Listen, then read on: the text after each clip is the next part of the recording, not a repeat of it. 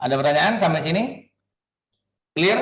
Oke. Jadi tadi ya, jangan salah menulis format. Jadi di sini kita di Tarbiyah ada format kuantitatif komparatif, yaitu masing eksperimen. Ada lagi yang tadi asosiasi. Nah, ini nanti masuknya ke yang kata-kata pengaruh atau alaqah, hubungan dan sebagainya. Clear ya? Sampai sini paham semua ya? Oke, kalau paham, kita akan melanjutkan ke yang tadi, materi saya tadi. Oke.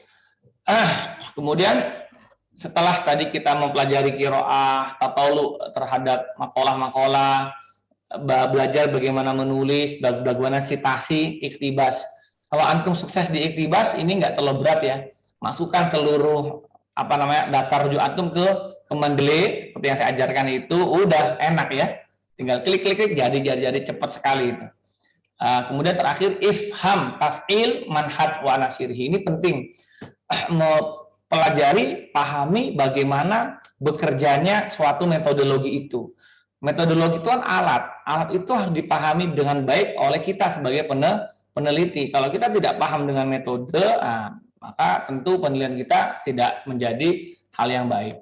Itu ya. Ini sekali lagi ini cuma ngulang aja nih. Sebenarnya ini banyak teman-teman yang masih kemarin banyak yang salah ya. Bukan salah, maksudnya mengulang. Gini, kemarin itu kuantitatif banyak yang salah karena apa? Karena variabel X-nya atau ilasnya itu antum selalu hal-hal yang sudah pernah dibahas oleh sebelumnya gitu. Misalkan metode match, strategi penerapan scramble, metode strategi puzzle word itu kan sudah sangat sering dibahas. Nah, carilah hal-hal yang belum dibahas. Ini saya mengasih contoh di sini. Banyak sekali majalah ya, Majalatul Buhus li Ta'lim Lugha Arabiyah. Ya, jangan cuma fokus ke strategi. Kalau strategi itu cuma di sini ya, cuma satu ini. Cuma satu ini. Ini masih banyak loh. Bagaimana mau corona fitan fi ta'lim Arabiyah, bagaimana fa'aliyah taklim, kemudian bagaimana nazoriyat fi ta'lim lugha. Itu masih taklim lugha. Belum kalau kita bicara manhaj ya. Bagaimana manhaj Arabia, fil madrasah, fil ma'had, fil jamiah, ini banyak sekali gitu. Makanya saya juga kemarin bingung kenapa teman-teman banyak kesalahan di judul ya. Kemudian ada lagi bi'ah lugawiyah, ini banyak sekali. Bagaimana takwin bi'ah di madrasah. Ini belum kita bicara tentang muqarana, misalkan muqarana takwinil bi'ah di reguler misalkan sama di kelas guru, kan menarik tuh untuk dikaji. Kemudian ini kita belum bicara wasil ta'lim. Wasil ta'lim banyak juga ya. Ada wasil ta'lim hadisah, wasil ta'lim elektronia ya. Bagaimana menggunakan, bagaimana efektivitas penggunaan LMS misalkan al-ikhtibar. Nah, itu kan bisa diteliti itu. Al-ikhtibar, kita punya al-ikhtibar ya.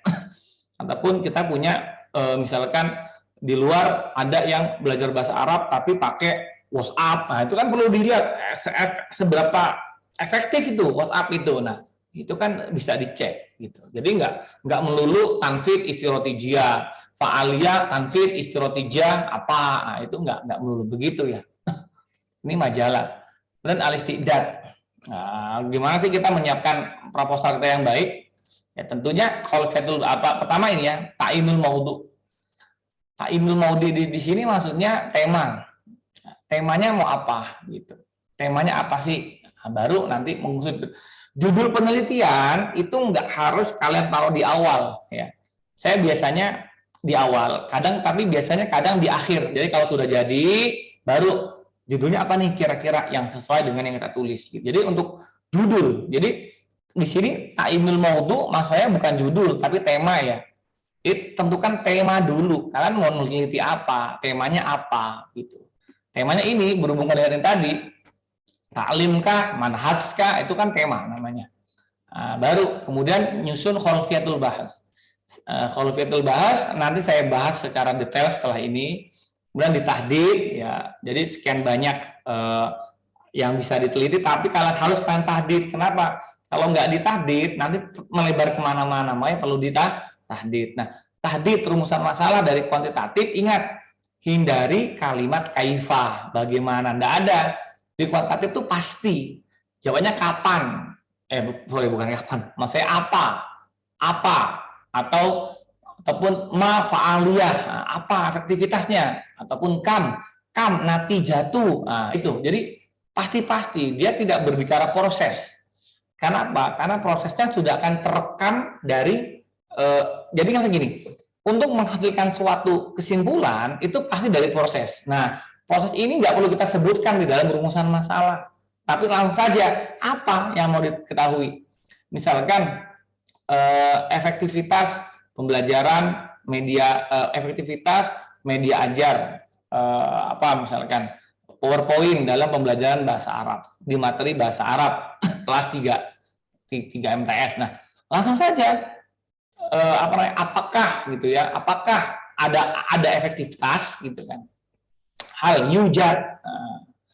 Nah kan mencari hal yujad kan tentu pakai proses panjang gitu loh, jadi nggak perlu tulis kaifa taklim lugha arabiyah bistikdam wasa talim, nggak perlu itu. Udah nggak perlu, itu udah otomatis masuk ke dalam babnya gitu. Udah langsung saja bagaimana apa namanya, bukan bagaimana tapi langsung jawabannya gitu. Itu ya biasanya 1 atau 2 itu udah cukup. Ahdaf itu jawaban dari tadid masalah. Nah baru nanti kalau udah ini semua takyin unwanul bahas, nah baru tuh dibuat judulnya. Judul tuh usahakan tidak lebih dari 14 kalimat ya, maksimal 14 kalimat, jangan lebih gitu ya. Udul afkar ya jelas maksud pemikirannya, jalbul ayunil qura, nah itu menarik mata untuk membaca. Khalif lil akhorin, berbeda dengan yang lain. Saya kira itu ciri karakteristik judul-judul penelitian. Kalau judulnya sama-sama kayak dulu, biasa-biasa saja, yang nggak menarik gitu ya. Itu. Ini untuk Khalifatul Bahas. Saya berkali-kali menerangkan tentang ini ya di kelas pertama ya. Bagaimana sih cara membuat Khalifatul Bahas yang bagus? Nah ini minimal ini harus ada. Bagaimana fenomena umum? Misalkan kalian berbicara tentang apa? Kan berbicara tentang evaluasi, tadi efektivitas pembelajaran media ajar. Nah, kalian bicara dulu tentang fenomena umum. Bagaimana sih posisi media ajar di zaman sekarang itu seperti apa? Kemukakan pendapat-pendapat para ulama. Kemudian disimpulkan. Nah, itu fenomena umum. Fenomena lokal baru masuk ke lokal kalian. Maksudnya masuk ke ini apa namanya? Sebenarnya ada gangguan Mufiah. Mufiah di dulu, Mufiah di mute dulu. Mufiah mute dulu. Oke, lanjut lagi ya. Nah, terus fenomena lokal. Fenomena lokal itu maksudnya adalah kaitkan tadi media ajar itu dengan fenomena atau tempat yang akan antum semua bahas. Ya, jadi ketika tadi sudah bicara tentang media dalam skala besar, bicara media dalam skala yang lebih kecil, yang lebih mengkerucut, yaitu di tempat kalian gitu. Nah, itu dijelaskan. Kemudian dijelaskan problemnya apa gitu loh. Problem yang terkait dengan ide yang nanti antum akan munculkan. Setelah membahas problem, baru gagasan ide. Nah ini penting di sini. Jadi kalian harus men-stepkan. Ini loh ide saya, ini loh idenya peneliti. Setelah itu di follow up bagaimana ide ini agar masuk di dalam tadi efektivitas media ajar. Nah, setelah statement ini baru antuna harus mencari novelty. Gimana cara mencari novelty? Yaitu keterbaruan. Gimana cari keterbaruan ini? Studi terdahulu yang terkait. Nanti cari di internet, cari di Google jurnal-jurnal yang makalah-makalah, artikel jurnal yang temanya itu mirip dengan tema kalian. Nah, apa gunanya? 2 hal.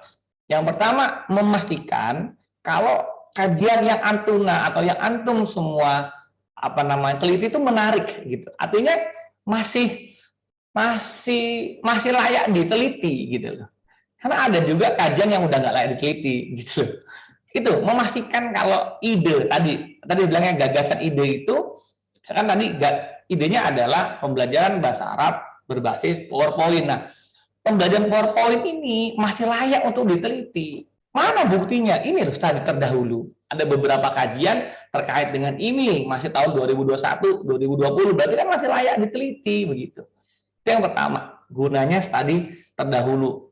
Yang kedua, apa sih gap? Apa sih perbedaan yang akan kalian hadirkan dengan yang sudah dihadirkan oleh orang lain. Apa perbedaannya gitu loh. Kalau nggak ada perbedaan nggak usah ditulis gitu. Nggak cari perbedaannya gitu loh.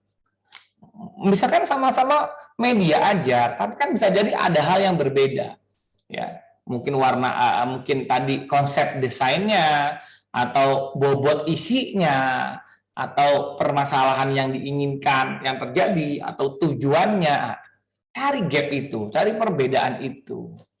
Itu fungsi studi terdahulu. Setelah ini selesai, baru di statementkan. Maka berdasarkan hal di atas terlihat bahwa kajian yang akan kami teliti atau kajian penelitian yang akan dibahas oleh belum dibahas oleh peneliti sebelumnya. Artinya terdapat hal-hal yang masih bisa dieksplor. Maka dalam penelitian ini, peneliti akan lebih mengeksplor mengenai bla bla bla bla bla bla. Titik gitu.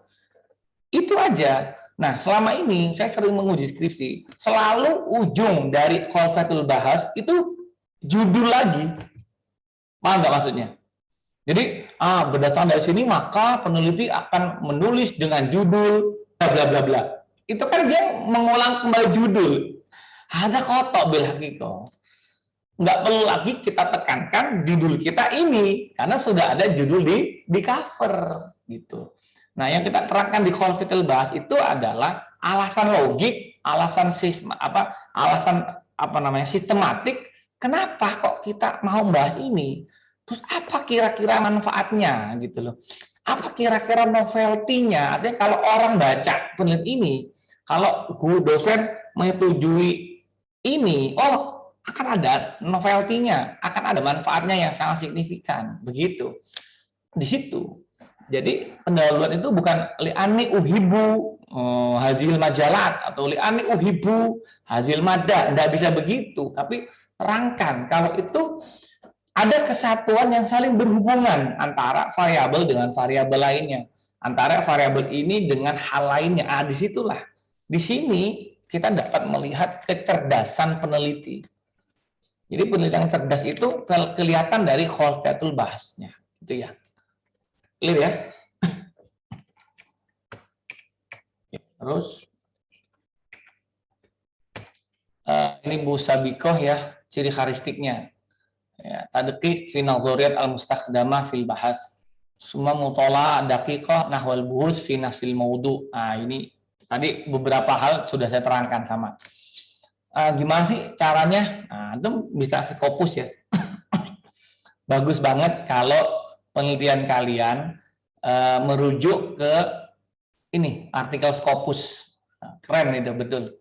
Kalau jurnal itu pasti banyak diterima. Karena saya beberapa kali mereview itu selalu yang diminta taruhlah 2 sampai 3 jurnal terindeks Scopus gitu. Artinya hal-hal yang mirip gitu loh. Tapi di Scopus jangan berharap ada bahasa tulisan bahasa Arab ya. Semuanya berbasis bahasa Inggris. Jadi kalau antum ingin nyari teaching Arabic ya tulis teaching Arabic. Kalau memang mencari media ajar ya the medium of Arabic teaching gitu. Nanti dia banyak gitu. Lalu ini ke www.sciencedirect.com itu untuk mencari yang indeks Scopus. Kalau yang Garuda ini misalnya teaching Arabic, ini bisa bahasa Indonesia atau bahasa Inggris ya. Tapi dia nggak bisa bahasa Arab karena nanti akan ada kotak-kotak begitu. Itu antum tinggal ketik aja keywordnya apa. Mau misalkan strategi match, udah strategi match nanti banyak sekali itu.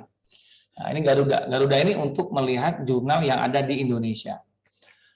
Nah, ini Crossref, sama Crossref. Gitu ya. Nanti hasilnya akan beda ya.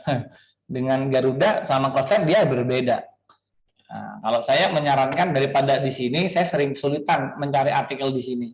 Lebih baik di sini Crossref. Karena Crossref ini sedunia, tidak cuma di Indonesia, dia sedunia. Oke, Crossref ya. Crossref.org kalau mau nyari. Oke. Kemudian ini bisa nyari di Google Scholar.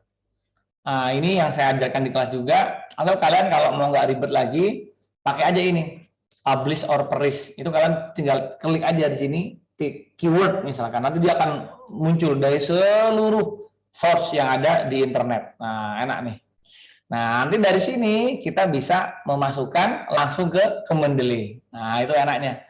Kalau kita pakai ini kan kita ngambil satu-satu input ke Mendeley gitu ya. Ini kalau ini kita bisa langsung input. Misalkan set nih, save result, ini ada tulisan save result ya. Di sini ada tulisan ini nih. Ada tulisan save result. Nah, ada ini. Ada ini ya, save result.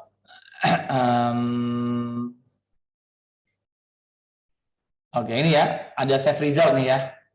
Ini antum dari sini bisa copy dan memasukkan ke Mendeley.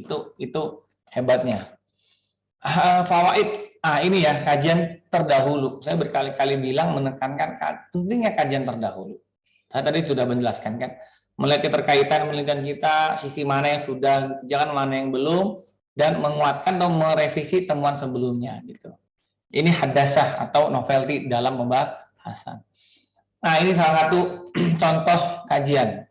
Misalkan saya membuat ini, desain media pembelajaran bahasa Arab berbasis video. Nah, saya harus mencari mana yang temanya mirip. Nah, ini ya, saya fokusnya apa? Ke media pembelajaran bahasa Arab berbasis video animasi 2 dimensi.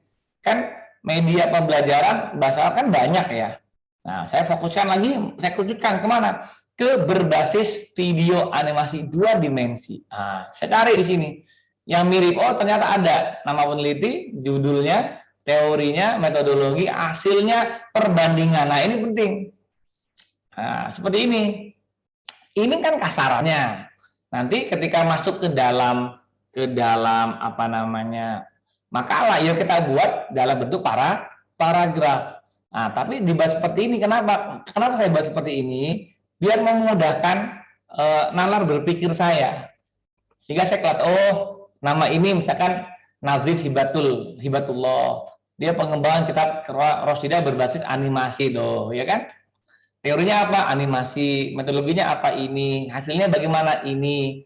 Apa perbandingan ini? Perbandingan yang dijadikan alat tinjauan pustaka, analisis perbedaan dan persamaan. Nah, di sini. Nah, di sini saya tulis apa persamaan, apa perbedaan punya saya dan punya mereka. Paham ya? Ini kita harus jujur ini. Apa kesamaannya? Terus apa perbedaan? Perbedaan berbeda gitu. Nah, ini ya, sama terus berbeda. Ini apa yang sama? Nah, itu tadi maksud saya. Oke, kemudian yang di sini juga gitu ya. Ini saya membuat buku apa? Buku. Kamus dalam kamus berbasis korpus. Nah, ini ya. Ini saya buat kamus berbasis korpus. Saya cari mana sebelum itu yang sudah, oh ternyata ada punyanya ini Kuari Usanias. Dia juga menggunakan korpus untuk membuat kamus. Nah, ini juga punya Abidin Imaduddin membuat kamus bergerak ya dari korpus. Apa bedanya punya saya punya mereka? Ada gini. Nah, ini Palupi Mebelia kamus pembelajar dwi bahasa, tapi dari korpus gitu ya. Tapi kumpulannya detik-detik ujian. Azahra kamus kedokteran Arab Indonesia berdasarkan korpus. Lah punya saya ini kamus Az-Ziraah pertanian berbasis korpus. Berarti kan belum ada yang buat gitu. Di situ perbedaannya. Memang nggak banyak ya. Tapi kan antara kedokteran dengan pertanian kan sudah beda jauh kan. Nah, itu. Seperti itu cara literatur review. Paham ya di sini ya? Paham enggak nih? Oke, note. Ada catatan yang dipakai biasanya jurnal, skripsi, tesis, disertasi. 3 sampai 5 tahun terakhir harus mutakhir ya, harus mutakhir. Satu lagi, ini buku, ini lihat buku biasanya bukan sebagai literatur review. Ini yang bingung. Ustaz, apa bedanya buku dengan jurnal? Beda ya. Kalau jurnal ini bisa dipakai untuk ini literatur review itu makainya apa? Jurnal. Paham? Paham ya? Tapi kalau buku itu bukan sebagai literatur review.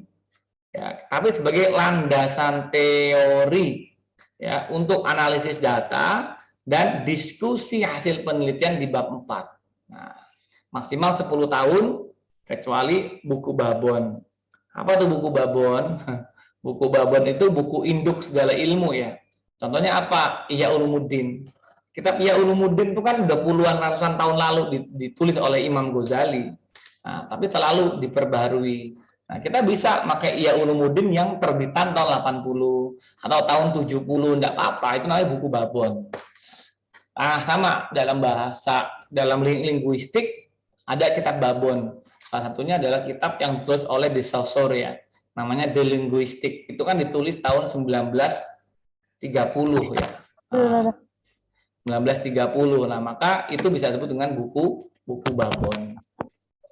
Oke, sampai sini paham ya? Kemudian kita akan masuk ke rumusan masalah. Nah, tadi sudah saya jelaskan di awal ya. Rumusan masalah itu kan dia nanti ada banyak ya. Dia pakai what, how, why. Tergantung, ingat nih saya bilang apa? Kata tanya sesuai jenis penelitian. Nah, kalau jenis penelitiannya apa? Ya, berarti kalau memang jenis penelitian kuantitatif, ya disesuaikan. Ya. Yang jelas, dia berupa pertanyaan singkat, padat, jelas. Nah, ini penting nih. Singkat, padat, jelas. Nah, ini contohnya kuantitatif. Ya, kam, ya lihat ya. Kam natijah. Kam natijah. Hal yujad taksir. Nah, udah gini aja. Ya. Tapi nanti ada perbedaan biasanya di antara musyrif. Ada musyrif yang ini variabel X-nya, variabel Y-nya ditampilkan berapa nilainya, baru dicari taksirnya. Itu juga ada. Tapi ada juga musyrif yang udah nih nomor 1 nggak usah, nomor 2 nggak usah, wis nomor 3 aja. Ini jadi nomor 1, tapi tambahin lagi di sini mada, fa'alah, atau mada, fa'aliyah misalkan, seperti itu. Nah, ini juga ada. Jadi 1, 2 dicoret. Tapi yang pertama hal yujad taksir, satu lagi mada fa'aliyah, mada taksir. Nah, seberapa besar pengaruh taksirnya itu ya? Pengaruhnya rendahkah atau sedang atau sangat tinggi pengaruhnya. Nah, ini juga bisa dimasukkan. Jadi nanti tergantung musyrif kalian. Yang penting patokannya adalah tadi ini kam, nah hal yujad langsung ya. Nah, nanti kemudian di ahdafnya tadi ini al-kasfu an taksir, an kafa'a langsung ya. Itu saya kira. Kegunaan penelitian. Ah ini gini. Kegunaan penelitian itu ada 2. Ahamiyah. Yang pertama teoritis. Artinya apa sih teoritis? Teoritis itu sesuai dengan perkembangan keilmuan. Ini. Jadi hasil penelitian kalian kalau umpama sudah selesai itu akan berguna dalam pengembangan ilmu seperti apa? Gitu. Apa manfaatnya secara keilmuan, secara teoritis? Yang kedua praktis. Praktis itu artinya dalam praktek pelaksanaan keilmuan. Kalau tadi pengembangan keilmuan, kalau ini praktek pelaksanaan keilmuan, maksudnya begini. Misalkan tadi judulkan adalah strategi pembelajaran efektivitas media ajar. Nah, media ajar dalam untuk teori, misalkan berarti dia mengembangkan teori mengenai kegunaan media ajar dalam praktek pembelajaran. Nah, itu kan teori. Terus kalau prakteknya bagaimana? Nah, prakteknya sederhana, berarti media ajar dapat membantu atau natijatu hadal bahas tusahimu sahman fikrian nahwa fa'aliyah taklim fimadati kita. Jadi memberikan saham sumbangan pemikiran, memberikan bahan pertimbangan bagi guru dalam mengajar atau memberikan kemudahan bagi santri dalam belajar. Nah, seperti itu. Jadi tataran praktisnya apa gitu. Paham ya? Dan itu sudah nggak perlu dibagi lagi. Misalkan saya sering menemukan di ahamiyatu ilmiah tuh gini. 1, lil mudaris antakuna bla bla bla bla. 2, lil madrasah gitu. Nggak perlu, langsung saja seperti ini. Nah ini ayakuna hadal bahas apa? Nanti kalau misalkan mau dibagikan, misalkan ini untuk mudaris berarti ayakuna hadal bahas sahman ilmian lil muallim. Ayakuna hadal bahas misalkan ziyadata wasail taklim lil litulab au lisuhulati ayakuna hadza wasilatan lisuhulati ta'allumit tulab fi ta'limil imla misalkan. Jadi langsung sudah nggak perlu tulis 1 lil mudarris bla bla bla, 2 lil tulab, nggak perlu ini salah. Langsung seperti ini aja 1 2. Begitu ya, teman-teman ya. Oke. Nah, seperti ini contohnya ini ya. Nah, ini. Yurja antustakhdam hadza ya. Yurja apa? Yurja ayuti ya. Seperti ini ya. Ini ahamiyatul amaliyah. Ini ahamiyah nazariyah ini. Menjadi masdar min maksud maklumat. Yu'ti hadal bas maklumat haula ilmi lugawa. Ini kan teori. Kalau ini pengembangan apa? Praktek ya, praktek. Sekarang metodologi kuantitatif. Oke, kita ngulang aja ya, nggak lama. Metodologi. Uslub jam'ul bayanat. Nah, ini beda. Pertama masdar ruhanya ya. Masdar. Harus tahu apa masdar utama dan sekunder dari ini ya. Masdar utamanya ya pastinya instrumen ya, karena kuantitatif kan akhirnya dari instrumen, karena kalian kan harus mencari nilai kan. Nah, instrumen dari nilai instrumennya bagaimana? Banyak nanti, bisa lewat tes, bisa lewat survei. Entar saya ajarkan. Setelah ini saya ajarkan instrumen ya. Kedua masodir as-sunaiyah. Sunaiyahnya itu banyak juga. Biasanya sekunder, contohnya apa? Wawancara. Sekunder ya, untuk mengetahui jumlah kelas, mengetahui keadaan murid, ya, pakai wawancara. Melihat di lapangan, observasi, dokumentasi juga perlu. Nah, itu masdar. Uslubnya tadi banyak ya. Tata alaq bil manhaj al mustakhdam, bisa muqbalah, bisa mulahadhah, wasaik, istibyan dan lain sebagainya. Dan uslub tahlil, nah ini ya, kalau kamiyah udah pasti pakai SPS ya, au ma yu'adiluhu, atau bisa juga hal yang sejenis dengan SPSS. Ustaz, boleh nggak pakai SS? Mau pakai apa? Produk momen? Ya silakan saja, tapi kan tambah ribet ya. Wong sudah ada SPSS kok gitu kan. Kemudian munaqasyah ini jangan lupa ya.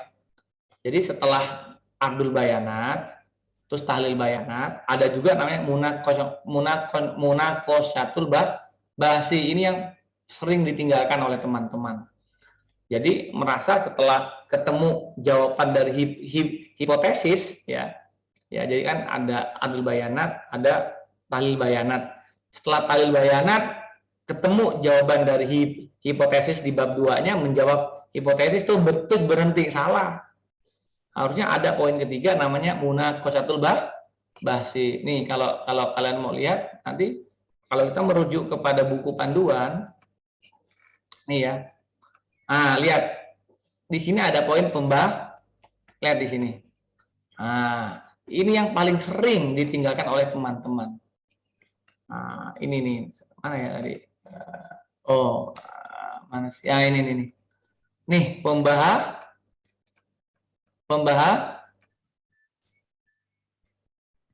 Nah, ini pembahasan. Jadi bab 4 itu bukan cuma penyajian data saja, tapi analisis data saja, tapi ada pembahasan. Nah, pembahasan ini penting, paham ya? Itu baik di kualitatif sih, sorry.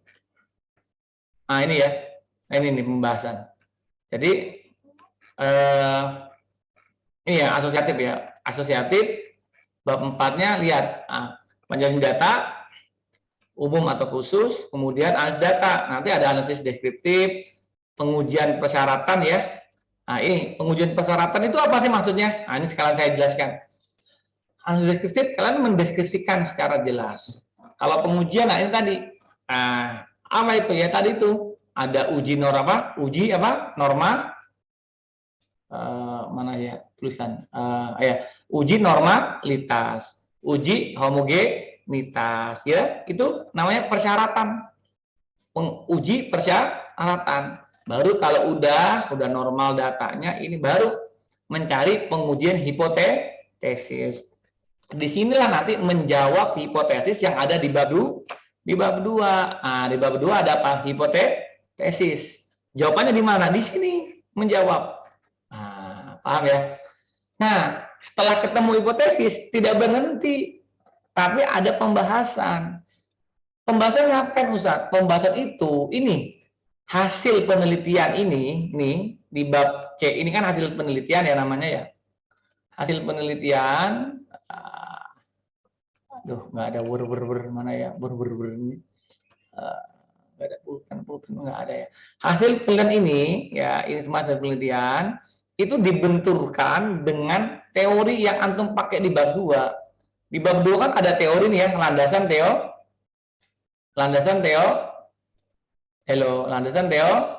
teori. Ini benturkan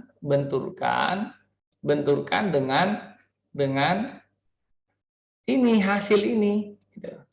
Jadi kan ya hasil penelitian, benturkan dengan teori. Silakan dibahasakan, gitu ya. Jadi kayak kalian menjelaskan berdasarkan hasil hipotesis terlihat bahwasanya gini. Ternyata ada hubungan atau ada efektivitas yang sangat besar antara penggunaan media di dalam pengajaran bahasa Arab. Hal ini pun sesuai dengan pendapatnya yang diutarakan oleh profesor ini. Beliau mengatakan bahwasanya dalam belajar harusnya guru begini.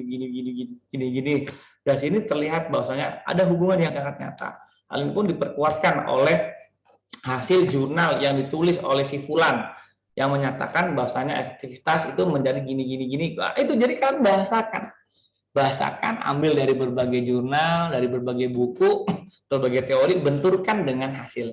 Artinya kalian kuatkan kalau penelitian kalian ini keren, penelitian kalian ini baik, penelitian kalian ini sesuai dengan teori-teori yang lain, begitu. Ustaz, kalau misalkan hipotesisnya nol, artinya kan terkadang bisa jadi efektivitas itu tidak berefek, ada efeknya atau tidak ada efeknya ya. Nanti dijelaskan kalau memang hasilnya nol, artinya hipotesisnya nol yang diterima, ya berarti kan tidak ada efektivitas. Nah, di pembahasan bisa dijelaskan kenapa kok kira-kira tidak ada efektivitasnya. Silakan dibenturkan dengan teori, silakan dikemukakan pendapat, gitu. Paham ya teman-teman ya? Itu pembahasan. Nah, penting. Paham ya? Oke, saya kira itu paling penting. Kita lanjut lagi yang tadi. Kelihatan ini? Kelihatan? Enggak kelihatan ya. Oke, saya ulangi lagi. Oke, kelihatan ya? Oke. Belum, Ustaz. Ini masa belum kelihatan? Ini belum kelihatan? Sudah, Ustaz. Tadi udah paham ya, jam lebaran sama-sama tahlil ya. Kita lanjut. Iktibas, citasi pakai mendeley ya. Modern humanitis 3 RD. Nah, ilaliko selesai untuk yang slide saya. Oke, sampai sini sebelum saya lanjut ke instrumen penelitian, silakan yang mau ada bertanya.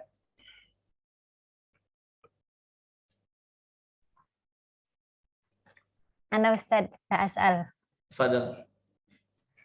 Untuk perbedaan jenis penelitian kuantitatif yang ini Ustaz, kan ada yang pakai apa namanya? Apa tuh? Bentar Ustaz.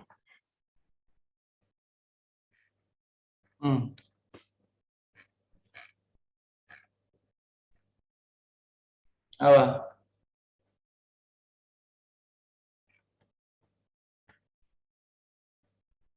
Halo? Halo, kok diem? Ini mana? Tadi bertanya. Ayo, silakan. Ada yang ini, Sad. Kan kalau Neni itu kan ngambil yang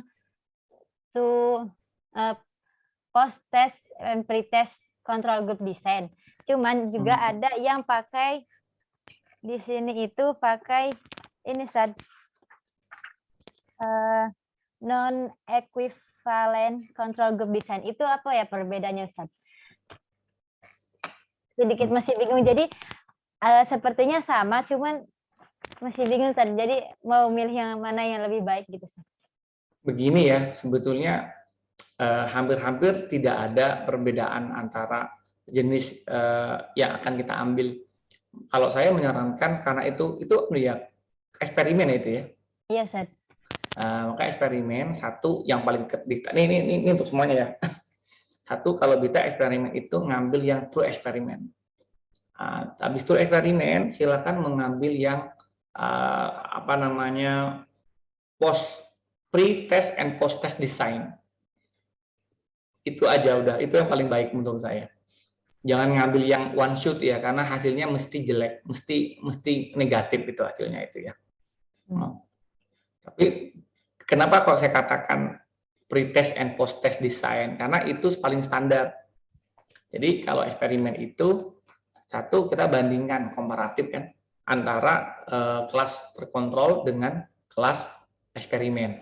Ya, apa nanti yang dibandingkan? Satu, bagaimana misalkan kita membandingkan efektivitas media ajar. Berarti di kelas eksperimen kita memberikan, jadi gini, konsepnya ada pretest, perlakuan, post-test. Pretestnya sama di dua kelas yang berbeda itu. Satu kontrol, satu eksperimen. Di eksperimen sama di kontrol, dua-duanya kita kasih pretest soal yang sama. Oke, jebret kasih. Terus pertemuan kedua kita ajar. Bedanya kalau yang kontrol dia diajar biasa tanpa ada perlakuan. Nah, kalau eksperimen ini diberlakukan perlakuan, yaitu mengajar menggunakan media yang tadi kita inginkan diukur efektivitasnya.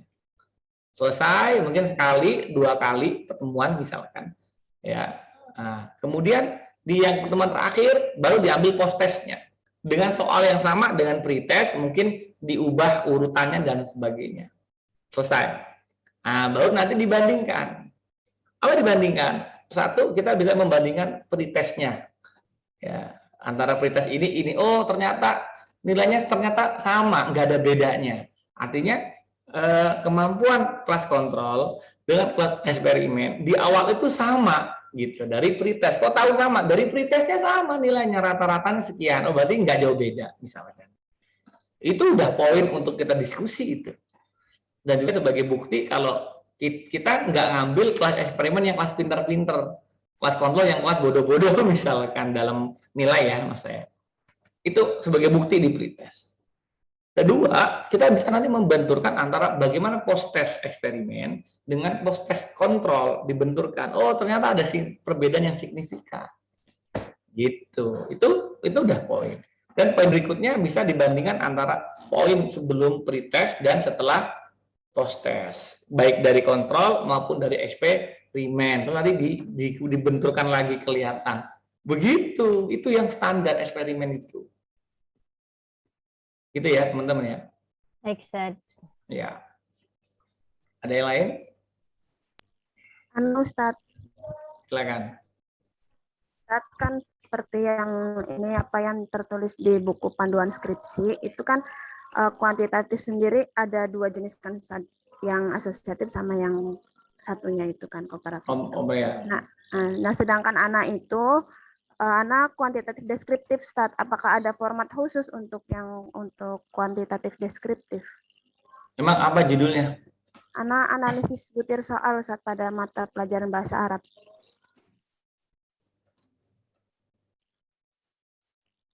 Analisis butir soal. Menurut saya analisis butir soal itu kok bukan kuantitatif ya, dia kayaknya lebih karena kualitatif ya. Ini Ustadz memang ada 2 jenis, bisa dibagi bisa dijadikan menjadi kuantitatif, bisa dijadikan sebagai kualitatif gitu Ustadz. Kalau saya tanya, ya tergantung dia bahasnya bagaimana gitu. Kalau saya tanya sama Afni, itu kalau judul anti itu variabel X, variabel ini mana? Ini Ustadz, kalau misalnya variabel X-nya yang analisis butir soal pada mata ini. Nah, jadi nggak ada. Jadi menurut saya Afni itu salah masuk ruangan. Harusnya analisis butir soal itu kualitatif, bukan kuantitatif. Ini Dari bisa apa? hmm, Judul analisis butir soal pada mata pelajaran bahasa Arab di MTSN 3 Pati. ya. Jadi setahu saya itu memang dia kan nanti kan akan menghitung, akan mengukur setiap soal ya, satu soal itu nanti dia ada rumusannya ya. Kita dulu belajar di evaluasi pendidikan kalau nggak salah ya, evaluasi pembelajaran apa pendidikan. Itu kan tidak ada hitung-hitungan SPSS-nya kan itu. Itu semua bisa dikerjakan manual. Tapi ada ininya Ustadz, kayak sistemnya Apa gitu itu? pakai Anates. Anates Iya. atau pakai ANOVA nanti kan. ANOVA. Iya. Kita selama ini memang belum pernah ada ya kuantitatif untuk pakai Anates dan ANOVA itu ya. Mungkin, tapi kalau saya pribadi ya, saya melihat kalau untuk judul itu dia lebih ke arah kualitatif kalau menurut saya. Karena instrumen utamanya dari itu kan peneliti sendiri. Nah, Ustadz. Tidak ada ketergantungan dari variabel X atau Y. Gitu. Itu menurut saya. Jadi saya ini perspektif saya ya. Mungkin bisa jadi nanti perspektif Ustaz Ikhwan berbeda, tapi kalau saya pribadi itu kayaknya lebih masuk ke arah deskriptif. Jadi Nah, jangan itu Ustadz, ya deskriptif, kata Ustadz Iwan kualitatif. itu. Ya, Ustadz. Ya itu pendapat saya. Jadi nanti silakan bertanya ke Ustadz Ikhwan aja, karena setahu saya, karena nanti kalau nanti masuk kuantitatif dengan komposisi di daftar di buku ini itu nggak masuk itu. Nanti akan kesulitan mana variabel X, variabel Y-nya nggak ada. Nah, repot. Tapi kalau nanti di kualitatif, jadi gini, jangan kalian pikir kualitatif itu tidak boleh ada angka. Oh, salah besar. Penelitian saya dulu S1, Tal-Akhto, itu kualitatif. Di dalamnya ada angka, ada frekuensi gitu loh. Jadi kualitatif itu tidak semuanya harus deskriptif, tapi dia ada angka juga gitu loh. Gitu loh. Jadi angka itu gunanya apa? Gunanya mendeskripsikan gitu. Nah, sama di kuantitatif, jangan kalian kira kuantitatif semuanya angka. Enggak ada kata-kata, ya salah. Angka itu perlu dideskripsikan, angka itu perlu dijelaskan, gitu loh. Makanya tetap perlu penjelasan, gitu loh. Jadi nggak cuma tadi saya bilang hipotesis ketemu, terus why, nah, dijelaskan pakai bahasa kali itulah deskriptif nanti masuknya, gitu ya. Jadi tidak selamanya. Yang membedakan tadi variabel, satu instrumen, kan terlihat instrumennya kan peneliti sendiri itu kalau analisis itu kan. Tidak ada campuran dari instrumen luar, gitu loh. Paham ya? Jadi bagaimana peneliti menilai analisis butir soal. Makanya saya bilang dari segi instrumen itu peneliti, instrumen utamanya itu yang pertama. Jadi gini, membedakan ciri kuantitatif itu bukan hanya dari angka atau deskripsi, tidak. Tapi dari beberapa hal. Satu, bentuk instrumen. Ya, bentuk instrumen. Yang kedua, bentuk variabel. Ya, variabel. Ketiga, ada nggak hipotesisnya? Nggak ada hipotesis itu cuma menganalisis ujuk-ujuk. Sama kayak analisis problematika bahasa. Apa kita bisa memprediksikan? Kan tidak bisa. Kita harus grounded research, kita harus terjun ya, kayak menggali tanah, terus mencari. Oh, bisa jadi sekarang temuannya A, besok gali lagi, oh dapat temuan B, jadi A, B. Begitu, Afni. Nah, jadi saran saya pribadi, Afni lebih baik itu diarahkan kualitatif. Ya, segera pindah ruangan. Nanggung, Ustadz. Ya jangan nanggung, kan nanti kualitatif. Kecuali nanti mau ganti judul, masalah. Ya, itu saran saya begitu. Ya, yang lain? Yang lain, silakan. Udah? Kalau udah, kita akan ke instrumen. Lanjut instrumen, Ustadz Yoga. Oh baik, kita lanjut ke instrumen. Ini teman-teman ini banyak sekali yang terkadang agak bingung instrumen ya.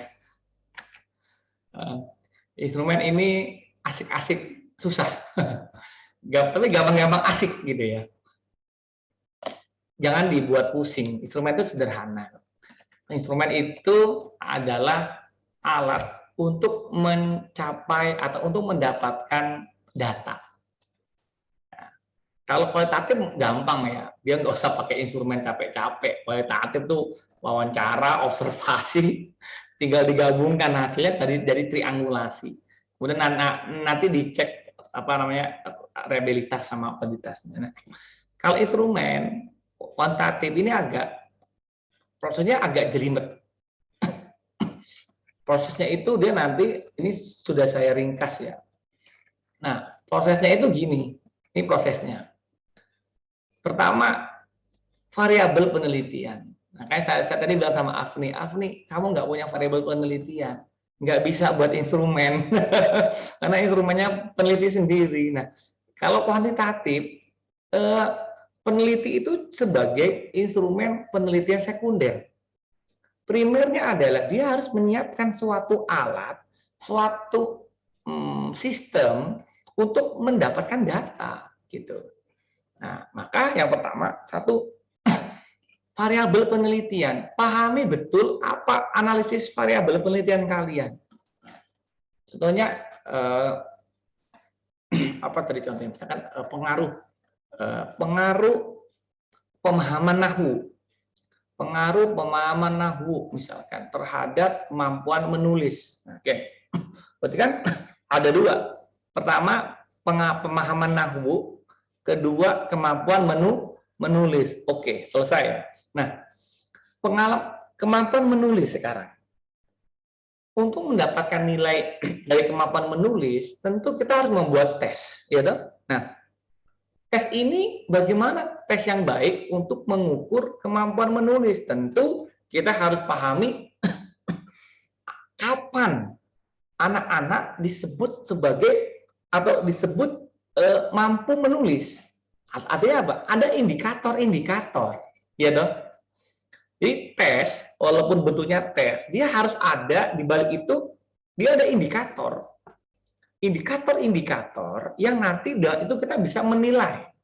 Oh, misalkan makhluk kalam disebut anak itu bisa berbicara, mungkin kan nanti teori kan beda-beda. Ada menurut pendapat ulama A, ulama B, ulama C.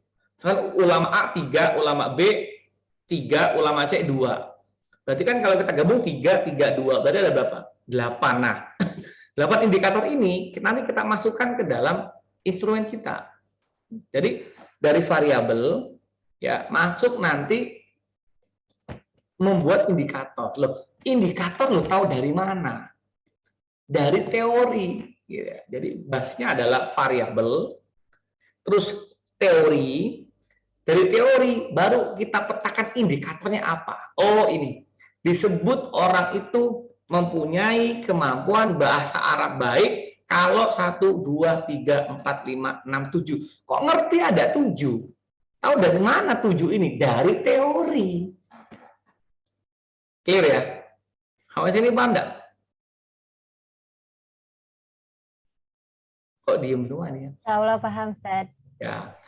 Nah, oke. Jadi variabel ada teori. Teori melahirkan indikator. Nah, dari indikator baru kita munculkan instrumen. Ya. Instrumen gitu ya. Jadi nanti kayak ada kotak-kotak itu. Kalau di bab 3 nanti ada kotak-kotak. Ntar coba saya tunjukkan nanti. Ya, item. Nah, ini ya, contoh ada deskripsi.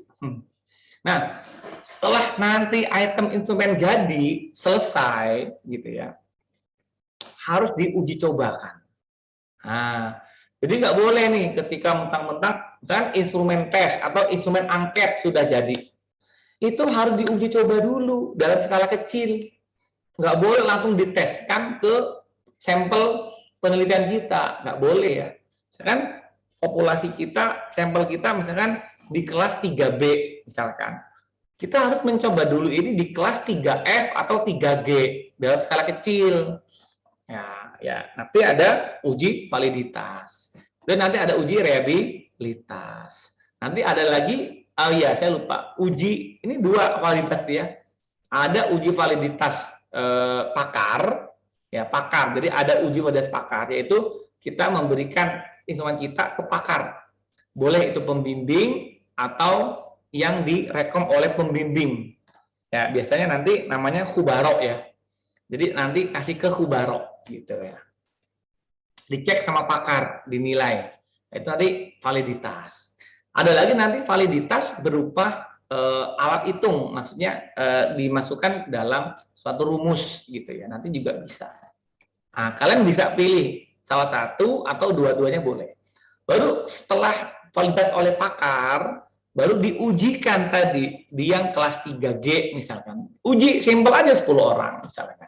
Nah, dilihat reliabilitasnya bagaimana nih. Ini real apa enggak ini? Maksudnya masuk akal apa enggak? Oh, ternyata enggak masuk. Dari 20 soal misalkan setelah diuji validitas bagus semua, pas diuji reliabilitas ternyata ada beberapa soal yang terlalu kesulitan anak-anak karena mungkin terlalu terlalu sulit lah, terlalu sulit. Nah, ini boleh dihapus. Jadi dari 20 soal tinggal 15. Nah, setelah 15 inilah baru diujikan ke sampel penelitian kita yang akan kita teliti. Begitu caranya. Paham ya ini ya? Saya kira ini sudah banyak diterangkan oleh Ustaz Ikhwan ya, karena beliau yang pakar di bidang ini. Oke, paham itu caranya? Nah, sekarang apa saja sih instrumen penelitian? Banyak ya. Ini bisa di screenshot ya. Bisa di screenshot alat ya, alat untuk mengukur informasi pengukuran.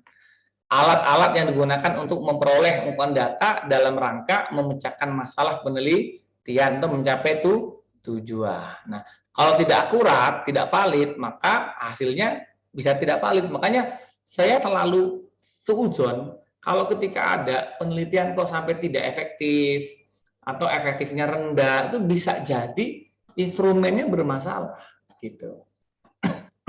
Karena kalau dalam teori harusnya ada pengaruh besar. Kok ini nggak ada pengaruh? Berarti instrumennya bisa jadi salah. Bisa jadi saya bilangnya. Ini. Jadi ada ini yang non tes ya. Ada non tes. Jadi memang nanti dia ada yang instrumen tes, ada yang non tes. Kalau tes juga gampang aja ya. Kalau tes itu gampang, cuma buat soal kan. Yang penting ada poin-poinnya, indikatornya di mana, selesai. Nah, yang agak sulit itu kalau instrumen non tes. Non tes ini secara at least ada 6 nih yang sering digunakan. Ada angket, checklist, skala bertingkat, pedoman wawancara, lembar pengamatan, dokumen. Kayak apa? Angket. Nah, ini ya. Angket tuh kayak gini. Nah, ini angket nih. Angket penelitian, apa judulnya misalkan. Nomor responden, ada petunjuk pengisian, nomor, nama, jenis. Nah, ini. Nah, nanti nilainya gimana, Ustaz? Nah, nanti nilainya tergantung ya. Di sini bisa jadi nilainya 5, 4, 3 misalkan. Tapi kalau yang di sini kesulitan, kalau sering berarti jelek nilainya. Nah, misalkan, artinya nilai ini yang tahu kalian, rumusan nilai. Bunutnya ini berapa nilainya itu kalian yang tahu. Silakan dikasih nilai. Nah, jadi menghitungnya di sini. Ya, jadi nanti ada penilaian. A itu berapa, B berapa, C berapa, begitu. Nanti masing-masing ada berapa nilai. Nah, paham ya? Terus checklist. Nah, sama nih. Checklist biasanya kayak gini ya. Oke. Nah, ini kan sangat setuju. Saya senang mempelajari materi dari guru. Sangat setuju nih. Misalkan nilainya 5. Tapi tolong hindari nilai 3.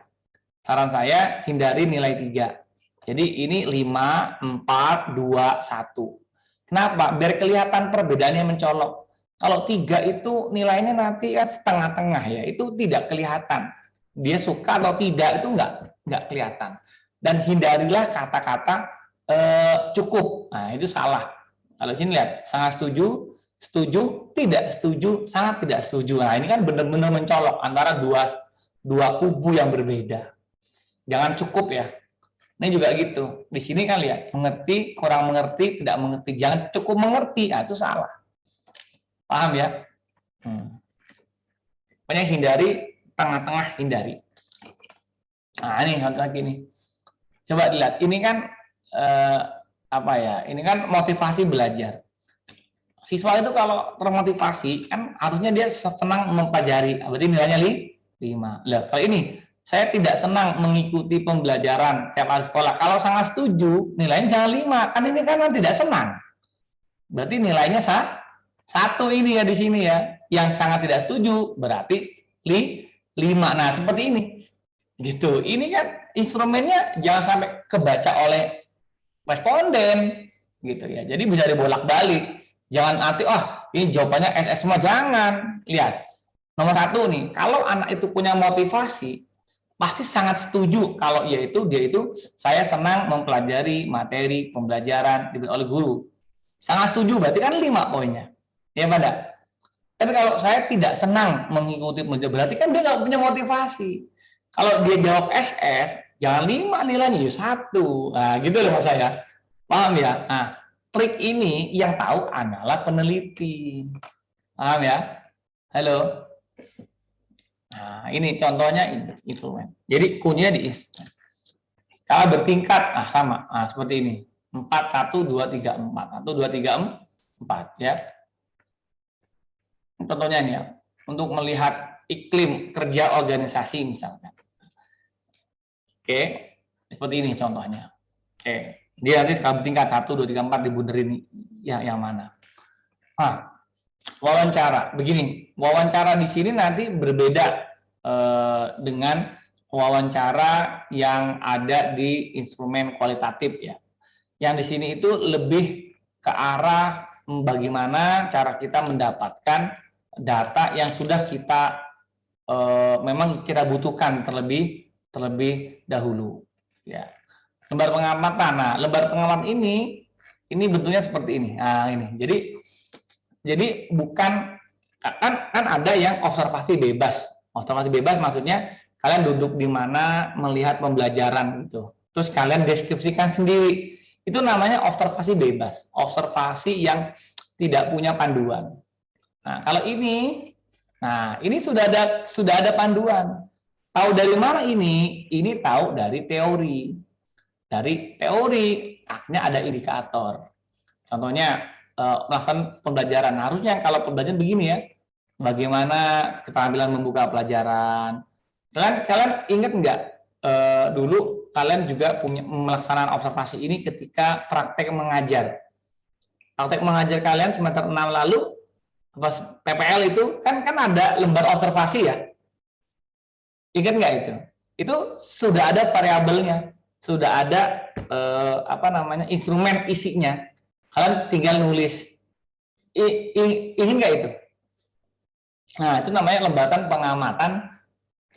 lembaran observasi pengamatan tersusun. Ya, ini ya. Bukan deskripsi. Kalau yang deskripsi fenomena itu kan kalian. Nah, ini dia berbentuk tabel atau tersusun seperti ini. Jadi, nanti kalian lihat, misalkan ketika mengamati keadaan kelas, ada nggak ini? Ada, tidak ada. Ada, tidak ada komentar. Nah, begini contohnya. Dokumen.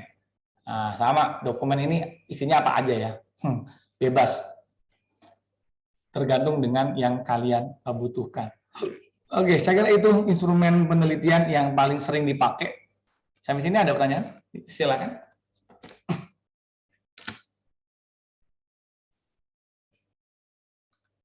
Baik, silakan bertanya sampai sini.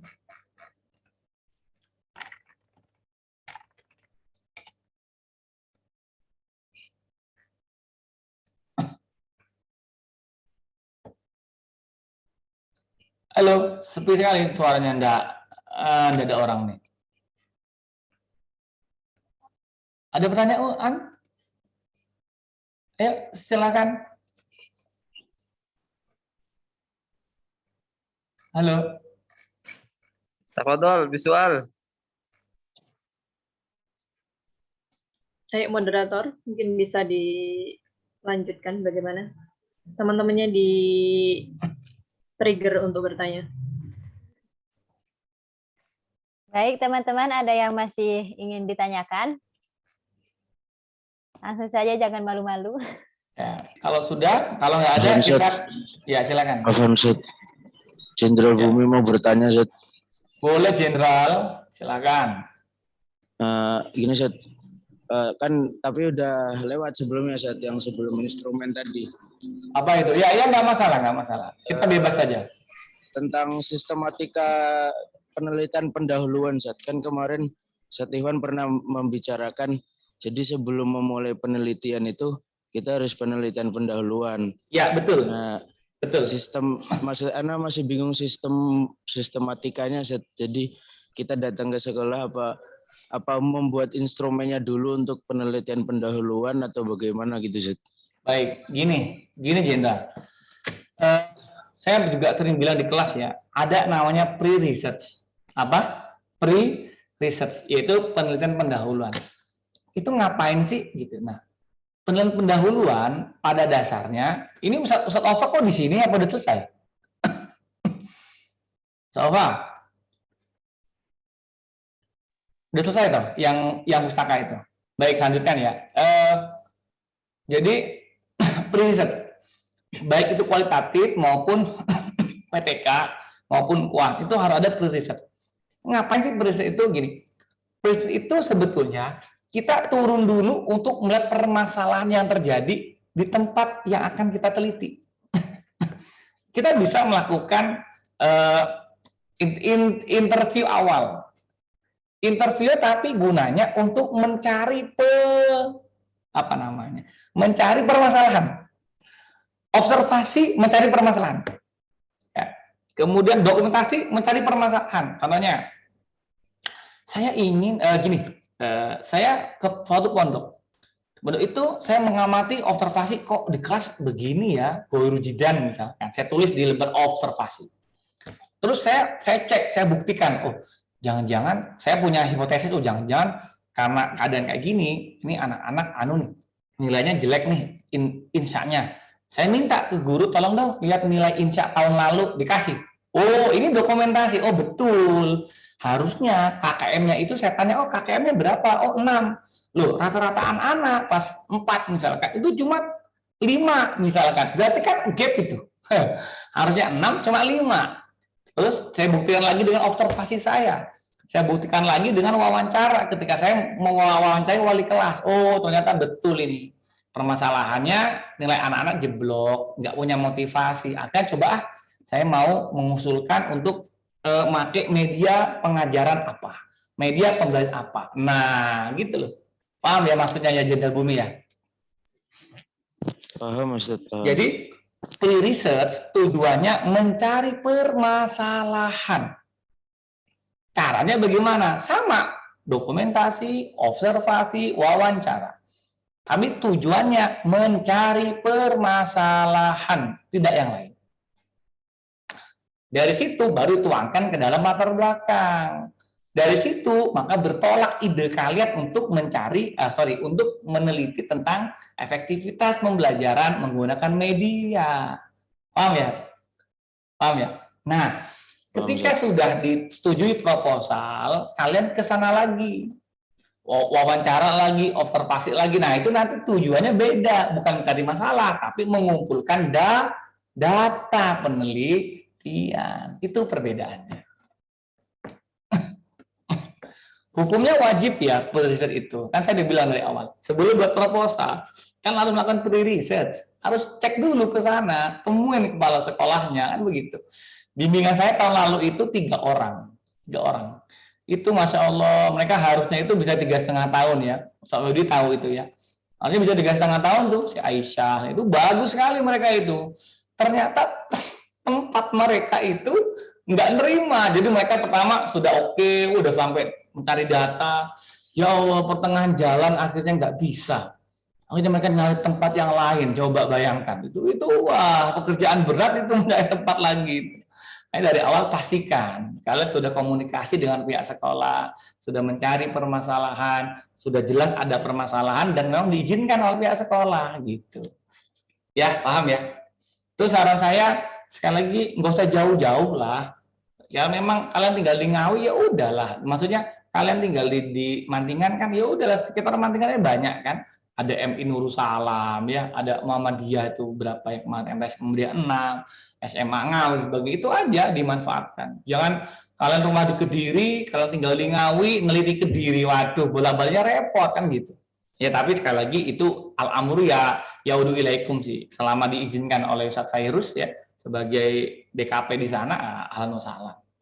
Teman-teman, prinsip saya sederhana sih, cari skripsi yang menantang tapi cukup mudah gitu ya. Termasuk pemilihan tempat, lokasi, itu udahlah nggak usah jauh-jauh. Banyak sekali kok di Unida itu banyak hal yang perlu kita teliti itu ya. Bagaimana kita sama-sama mengembangkan matrikulasi itu ya kan masih ya mungkin bisa jadi matrikulasi mungkin, saya bilang mungkin ya membosankan karena mungkin waktunya siang ya tentu kita harus berpikir, harus meneliti nih matrikulasi, kita ciptakan media belajar, ciptakan strategi yang menarik, nah itu kan sangat-sangat bisa diteliti ya.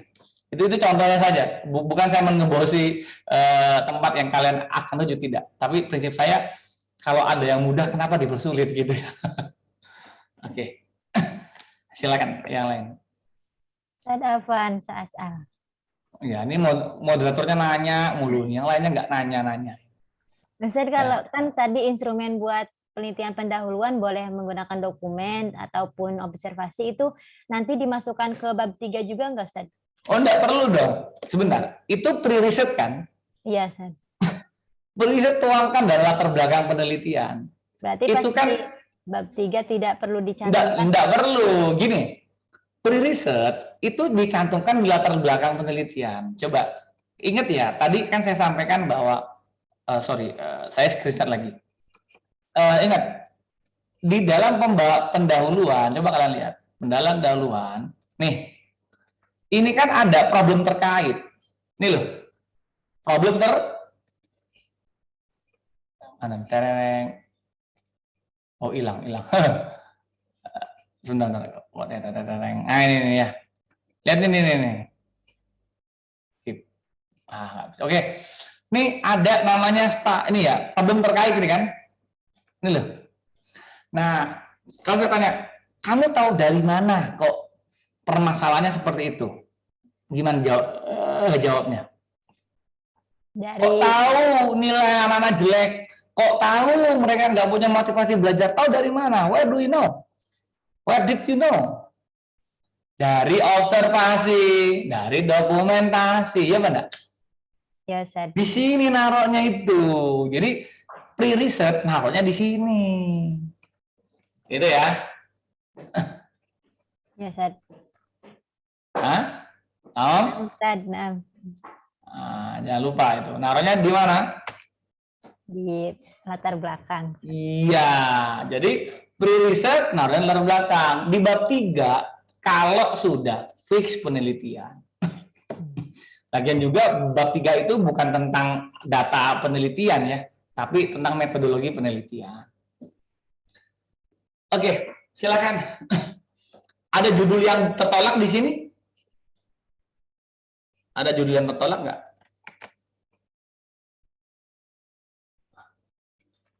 Ada judul yang tertolak di sini? Satu Yoko, Anda mau nanya satu aja. Alhamdulillah, dokter. Ya, ketika naik satu ya. Nah, katanya penelitian kuantitatif itu susah di awal tapi enjoy di akhir. Artinya dia untuk bisa UPS, bisa SPS dulu datanya harus banyak, tapi kalau sudah SPS itu sudah 50 atau 70% dari data seutuhnya. Itu gimana itu gambarannya? Ya, katanya susah di awal dibandingkan dengan penelitian yang lainnya. Sahih amlah ada. Begini, bahasa kata susah itu kan perasaan saja, nggak bisa diukur. Gimana coba mengukur kata susah? Itu kan nggak bisa diukur. Bisa jadi menurut si Fulan susah, tapi menurut si Fulan kedua nggak susah tuh sahal fakat gitu. Itu beda-beda. Jadi mau saya gini sama Yudi, mungkin zaman kita dulu kan ya kita masih menebak-nebak juga ya, masih kola wakila ya, kita belum ini kan.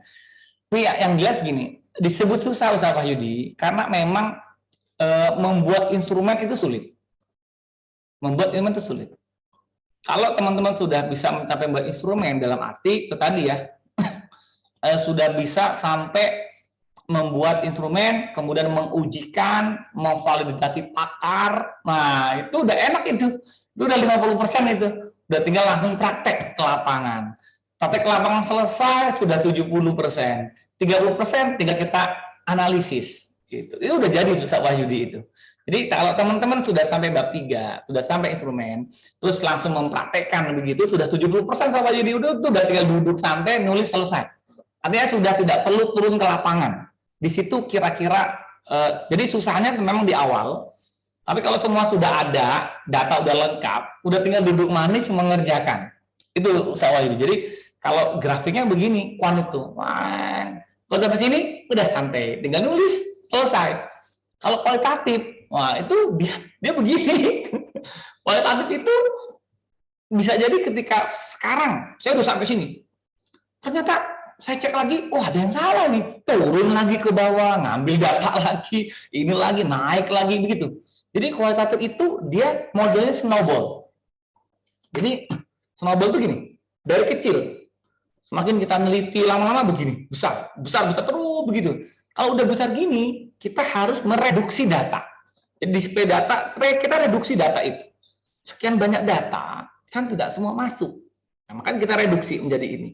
Direduksi pun nanti ada hal-hal yang perlu kita pakai. Tentu teori ya, teori yang dipakai oleh instrumen.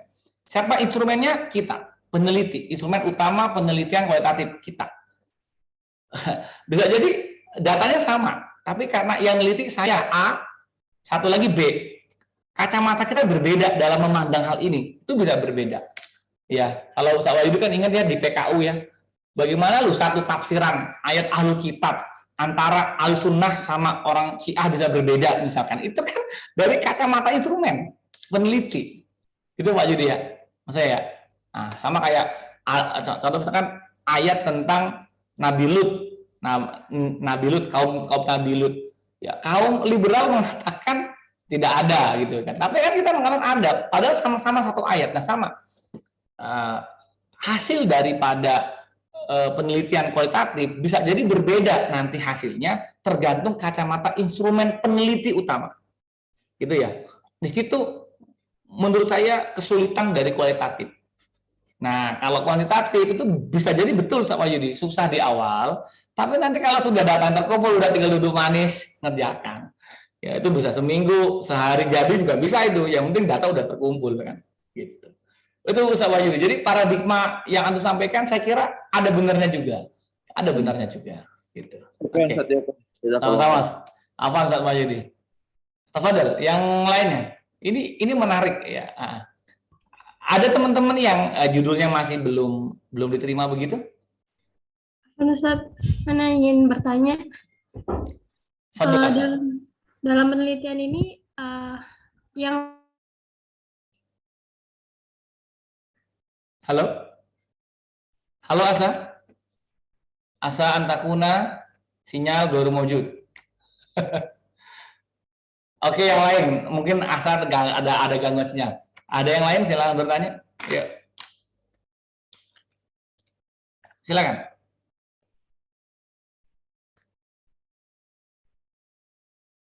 Alhamdulillah. Yang lain ya.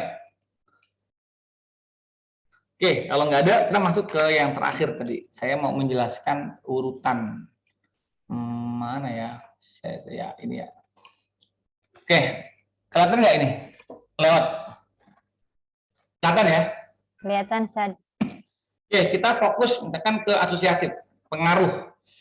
Paham ini ya? Cover dalam, udah paham ya? Jadi ini latar belakang, rumusan masalah, tujuan, kegunaan, paham? Landasan teori, paham ya? Landasan teori itu teori yang kalian jadikan patokan atau dipakai untuk tema atau judul kalian. Ya. Artinya variabel harus ada di sini semua. Variabel X sama Y yang lengkap ya. Yang lengkap. Terus tadi jangan lupa saya sampaikan pakai jurnal, pakai buku. Bukunya 10 tahun terakhir kecuali yang babon. Jurnalnya 5 tahun terakhir, dan usahakan semuanya bahasa Arab. Kenapa begitu? Karena sudah banyak. Kalian kalau bahasa Indonesia capek menerjemahkan kembali. Tapi kalau bahasa Arab udah tinggal langsung nulis ya, nulis, ngambil dari mana, pakai Mendeley, enak itu. hasil penelitian yang relevan. Nah, ini nanti bisa kalian pakai skripsi dari kakak kelas kalian ataupun skripsi yang di luar ataupun tesis, ya silakan saja. Kakak berpikir seperti biasa ya, apa hubungan antara variabel X, variabel Y, terus apa yang ingin kalian capaikan, itu diapakan gitu ya. Kemudian metodologi penelitian saya kira mudah. Nah ini populasi dan simple, ini banyak teman-teman yang menurut saya kurang memahami di sini ya. Populasi itu seluruh, misalkan kelas 3, berarti seluruh kelas 3. Kalau kelas 3 itu jumlahnya lebih dari 100, baru disampelkan. Sampel pun nggak bisa kita sekonyong-konyong koder mengambil mengambil angka dari itu. Tidak, dia ada rumusnya. Nah, maka silahkan merujuk ke buku metodologi penelitian karena banyak sekali rumusnya ya. Ada rumusnya punyanya Melong, ada rumusnya punyanya Ari Kunto, ada punyanya dulu saya makanya tuh si Jack siapa gitu saya lupa itu yang CS2 itu. Nah, itu ada rumusnya. Dan dia nanti tiap rumus ada derajat kesalahan ya. Ada yang 1 derajat, ada yang 5% atau 1%, 10%. Saran saya ambil yang minimal 5%. Ya, jangan ngambil 10%, itu terlalu jauh nanti derajatnya. Ambil yang 1% atau yang 5%. Ya itu yang sampel.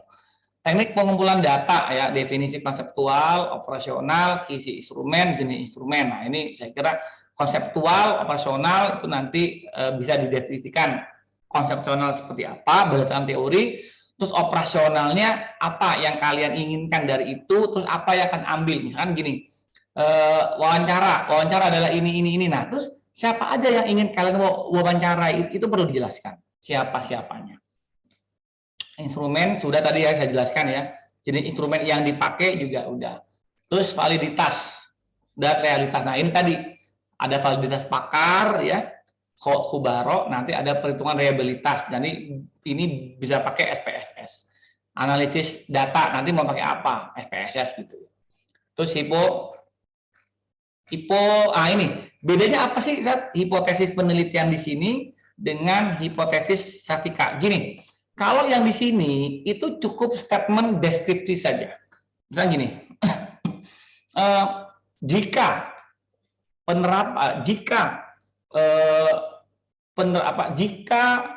media ajar berupa ini diterapkan dalam pembelajaran materi ini dalam kelas ini, maka akan mempunyai efektivitas yang tinggi. Seperti itu. Tapi kalau ini hipotesis statistika itu dia nanti antum menjelaskan H0, HA, HOA seperti itu ya. Jadi dijelaskan dalam bentuk hitungan statistikanya. Ustaz, tahu dari mana ini? Silakan buka, nanti ada di dalam bukunya Sugiono, itu sudah ada hipotesis statistika, itu ada. Ada 3 kalau nggak salah itu ya. Penyajian data kita tadi sudah bahas ya. Jangan berhenti di pengujian hipotesis. Ingat, harus ada pembahasan. Paham ya? Terus penutup, kesimpulan sama saran. Ingat, kesimpulan ini adalah jawaban dari rumusan masalah. Rumusan masalahnya 2, berarti kesimpulannya 2. Paham ya? Abstrak juga begitu. Nah, ini nih abstrak. Abstrak nanti terdiri dari terdiri dari 5 paragraf. Oke, 5 paragraf. Paham ya? 5 paragraf. Yang pertama yang pertama adalah latar belakang. Kemudian kedua adalah tujuan, ketiga adalah metodologi, keempat adalah hasil penelitian, poinnya saja, yang kelima adalah saran. Jangan lupa itu ya. Oke, itu saya kira dari saya. Kemudian saya masih mau menunjukkan lagi, masih banyak materi saya ini ya. Ada lagi saya ingin mengasih contoh. Ini punyanya Rama Sa'diah ini. Oke, kita lihat. Kayak apa sih standar kemarin ya, yang bahasa, yang ini salah satu penelitian yang menurut saya sudah cukup bagus gitu ya. Nah, kita lihat sekali lagi, sebentar mana ya. Oke, kita lihat di sini, nah ini ya. Oke, teman-teman sudah kelihatan ya. Nah ini punya teman kalian ya. Latar belakang, ya sini ya. Ini fenomena umum, umum. Kemudian masuk ke fenomena lokal. Nah ini Ah, ini lihat, di sini ada tulisan peneliti melakukan wawancara. Ah, ini. Ah, ini namanya pre-research ya. Wawancara awal. Nah, set ada nomor 4, kita lihat, nah ini wawancara dengan guru. Nah, ya. Ini fenomena lokal, wawancara. Ah, dari situ mengembangkan. Nah, ini apa? Ide ya. Ide. Terus follow up. Habis itu ngapain? Ini. Apa itu? Studi terdahulu. Nah, ini. Penelitian pengembangan media ini menggunakan ini ya. Nah, ini. Nah, ditulis oleh undang ya, ada evaluasinya, ada juga anunya. Nah, ini. Ada apa namanya? Ada literatur reviewnya. Ya. Gitu. Oke. Kemudian masalah apakah seberapa besar, kemudian manfaat tadi ya. Nah, ini masalah tadi ya. Seharusnya nggak usah ada ini, langsung aja. Penilaian ini dapat meningkatkan semangatan siswa gitu. Kajian teori tadi ini lengkap ya. Nah, ini ya. Ini masih pakai bahasa Indonesia ya. Saran saya nanti pakai bahasa Arab karena ini materi Indonesia. Jadi nanti kalau bahasa Arab bahasa Arab. Nah, ini hasil yang relevan. Nah, ini ya. Nur Aziz. Ingat ada apa?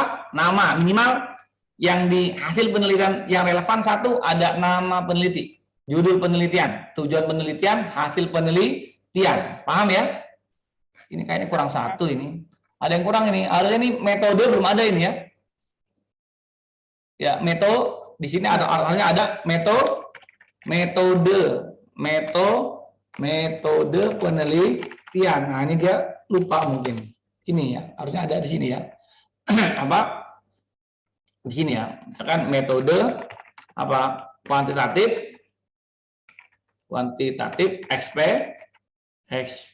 eksperimen misalkan. Nah, ini hasilnya, terus apa? Persamaan, perbedaan. Nah, sama seperti itu. Oke. Kemudian ya nih, tadi saya bilang hipotesis, langsung aja. Dengan menggunakan ini maka, nah itu jadi ada jika sama maka. Nah, ini patokannya. Idza kana idza, fa maka, jika maka. Oke, kemudian metodologi. Nah, ini ya, metodologi. Jenis desain, ini kuantitatif. Nah, ini kemudian power simple. Nah, ini ya. Nah, ini saya bilang apa? Ada rumusnya. Nah, ada rumusnya. Nah, ini taraf signifikansi 5%. Nah, nanti saya bilang kalau bisa nanti dalam sampel pakai taraf signifikansi 5%, jangan di atas itu, ya. Terus instrumen penelitian, nah ini dia pakai pretest, post-test, variabelnya ini rancangan penelitian ini ya. Nah, rancangan penelitian ini nanti kalau di proposal namanya rancangan penelitian.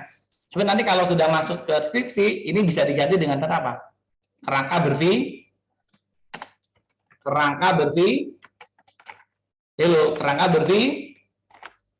berpikir.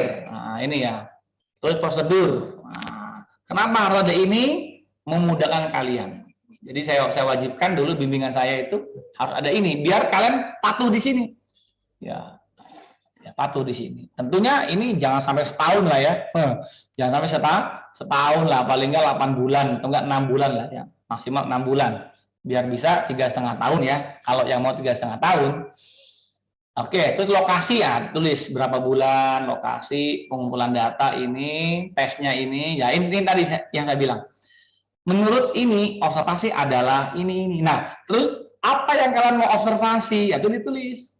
Wawancara adalah ini. Apa yang mau, siapa yang mau diwawancarai? Nah, tulis. Tesnya ini, apa yang mau dites? Nah, itu. Rekomendasi ini ya. Teknik data tadi ada uji validitas, normalitas, homogenitas, hipotesis. Nah, ini tadi apa namanya? Hipotesis statistika, HO, H1 atau H0, HA gitu ya. Prosedur penelitian nah seperti ini. Ini penting ya, prosedur penelitian. Ngapain aja kalian, terus sistematika ini ngambil dari skripsi. Nah, udah ini kurang lebih contoh proposal ujian skripsi yang akan nanti kalian lakukan. Baik, sampai sini ada pertanyaan? Oke, selesai. Silakan ada pertanyaan. Baik, teman-teman, ada yang masih ingin ditanyakan?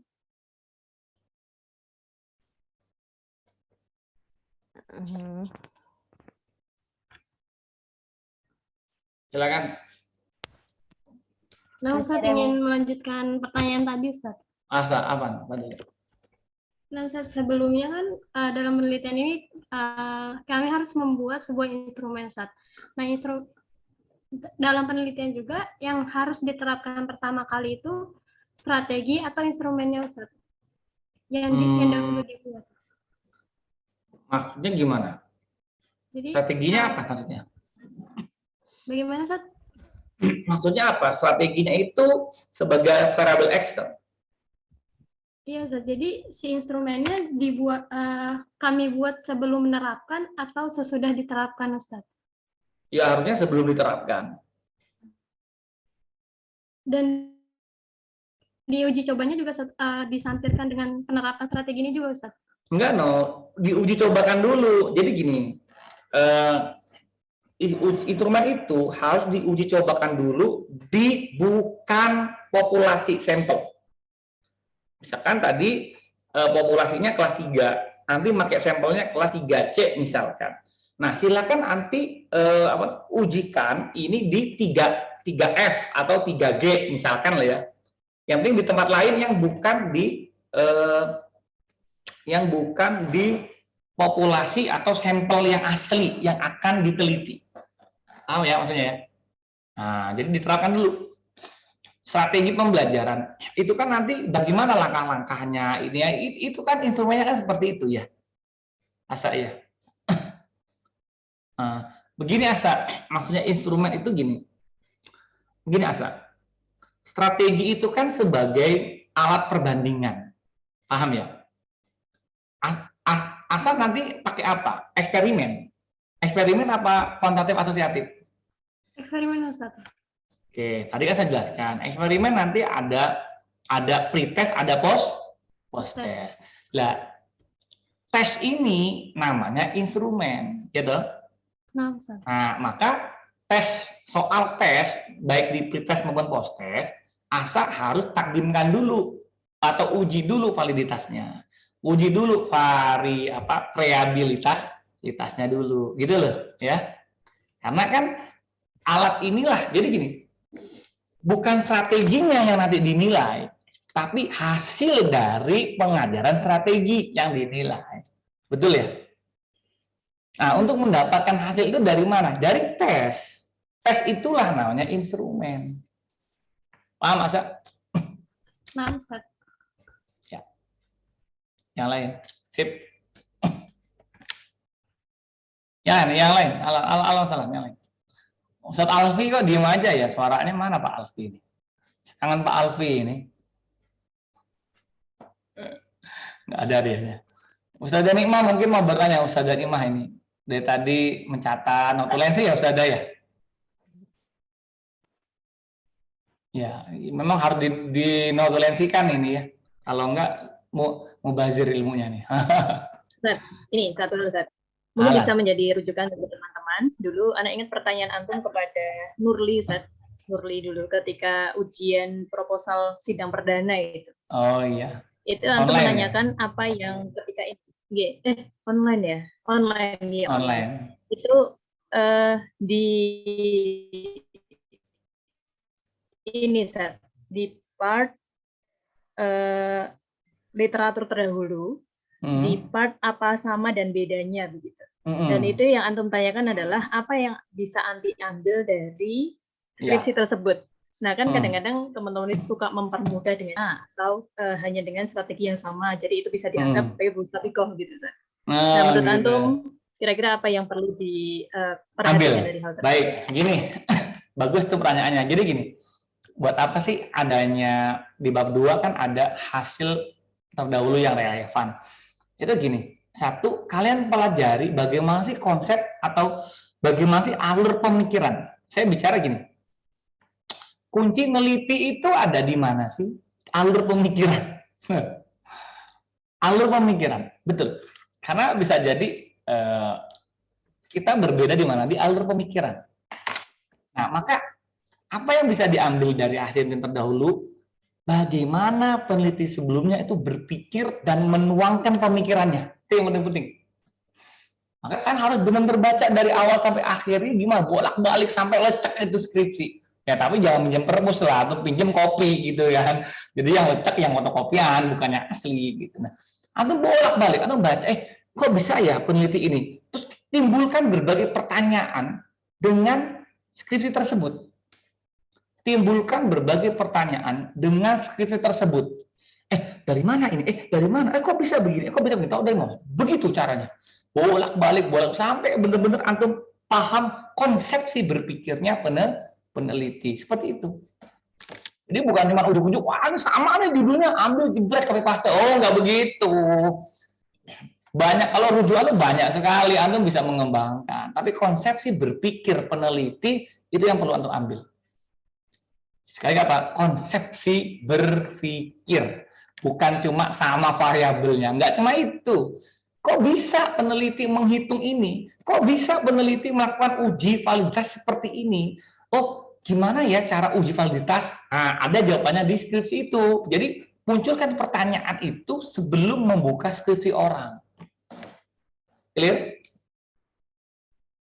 Makanya saya bilang jangan cuma 3, 4, 5, nggak apa-apa. Jadi, beda-beda nanti kan. Di situ kalian akan tambah banyak maklumat. Itu ya. Clear? Clear, Ustaz. Ya, silakan yang lain. Sip. Baik, masih ada yang ingin bertanya? Jika tidak ada yang bertanya, kami akan lanjut kembali ke main Zoom. Ya. Bagaimana? Masih ada yang ingin bertanya? Alhamdulillah. Sepertinya tidak ada yang ingin bertanya kembali. Baik, sekarang para peserta di Zoom meeting kuantitatif ini bisa kembali ke main Zoom atau ruang Zoom utama. Terima kasih. Gimana caranya nih?